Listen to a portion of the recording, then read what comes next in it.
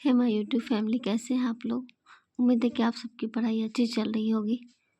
तो मैं रोज़ daily basis पर एक एक्सरसाइज का वीडियो ज़रूर डालती हूँ। जो मैं पढ़ती हूँ उसी से रिलेटेड वीडियो बना कर डालती हूँ। तो आज मैंने पढ़ा है बंगाल के गवर्नर जनरल।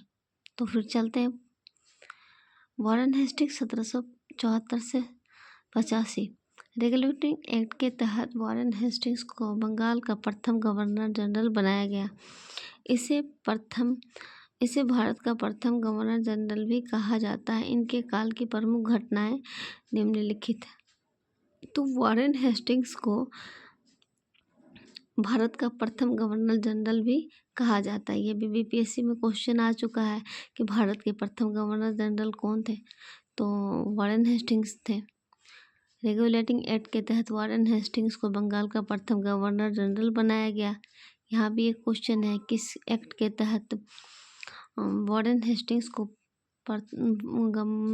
बंगाल का प्रथम गवर्नर जनरल बनाया गया। तो रेगुलेटिंग एक्ट के तहत। इनके काल की प्रमुख घटनाएं निम्नलिखित हैं। अब कौन कौन सी घटनाएं हैं, चलिए देखते हैं। राजस्व बोर्ड 1772 ईस्वी में हेस्टिंग्स ने राजस्व बोर्ड का गठन किया तथा कोष मुर्शिदाबाद से कलकत्ता लाया गया। तो 1772 में हेस्टिंग्स ने राजस्व बोर्ड का गठन किया तथा कोष जो है वो मुर्शिदाबाद से कलकत्ता लाया गया। दूसरा, भूमि सुधार। वॉरेन हेस्टिंग्स ने 1772 ईस्वी में 5 वर्षीय एवं 1777 ईस्वी में 1 वर्षीय भू राजस्व बंदोबस्त किया। तो वॉरेन हेस्टिंग्स 1772 ईस्वी में 5 वर्षीय और 1777 ईस्वी में 1 वर्षीय भू राजस्व बंदोबस्त किया। तीसरा है न्यायिक सुधार। 1773 ईस्वी के एक रेगुलेटिंग एक्ट के तहत 1774 ईस्वी में कलकत्ता में एक सुप्रीम कोर्ट की स्थापना की गई। यहाँ से भी बीपीएससी का क्वेश्चन बना है कि कलकत्ता में सुप्रीम कोर्ट की स्थापना कब की गई। 1774 ईस्वी में। किसके तहत की गई, तो 1773 ईस्वी के रेगुलेटिंग एक्ट के तहत की गई। ये सब क्वेश्चन बन जाते हैं। एक लाइन पढ़ेंगे तो आपको 2 क्वेश्चन समझ में आ जाएगा कि यहाँ पर से 2 क्वेश्चन तो बनेंगे ही बनेंगे। इसका मुख्य उद्देश्य इम्पे था। इसके 3 अन्य न्यायाधीश थे।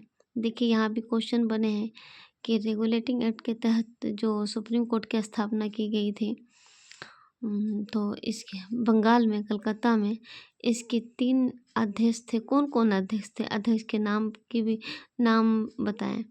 ये भी बीपीएससी में क्वेश्चन बने हैं। इसके 3 अन्य न्यायाधीश थे। हाँ सॉरी, इसके 3 न्यायाधीश थे। न्यायाधीश के नाम बताएं। तो न्यायाधीश चेम्बर्स, लेमेस्टर एवं हाइट थे। इस प्रकार भारत में न्यायिक सेवा के जन्मदाता वॉरेन हेस्टिंग्स था। तो इस प्रकार भारत में न्यायिक सेवा का जो जन्मदाता था वो वॉरेन हेस्टिंग्स था। 4 बनारस की संधि। 1773 ईस्वी। इसी संधि से प्रेरित होकर अवध के नवाब शुजाउद्दौला ने 1774 ईस्वी में रुहेलखंड पर अधिकार कर लिया।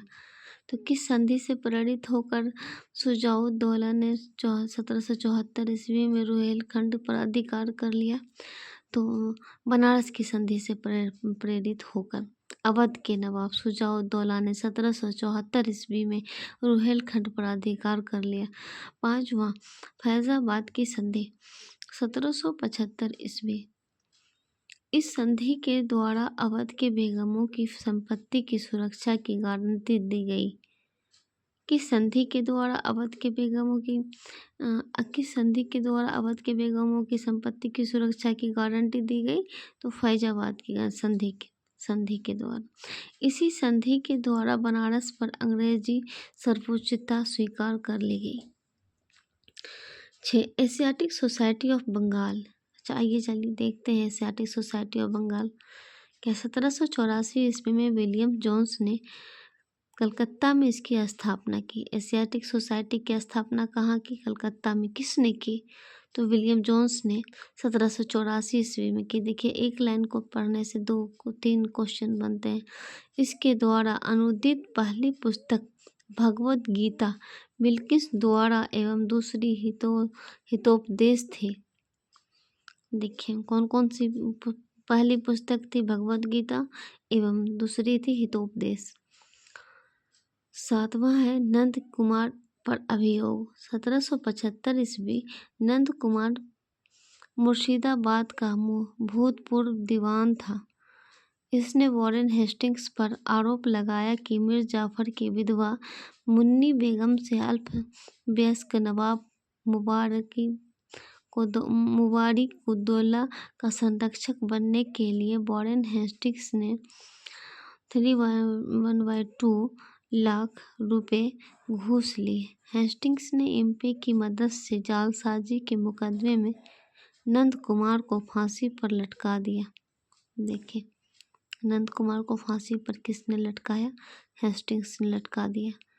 इस मुकदमे को न्यायिक हत्या की संज्ञा दी गई।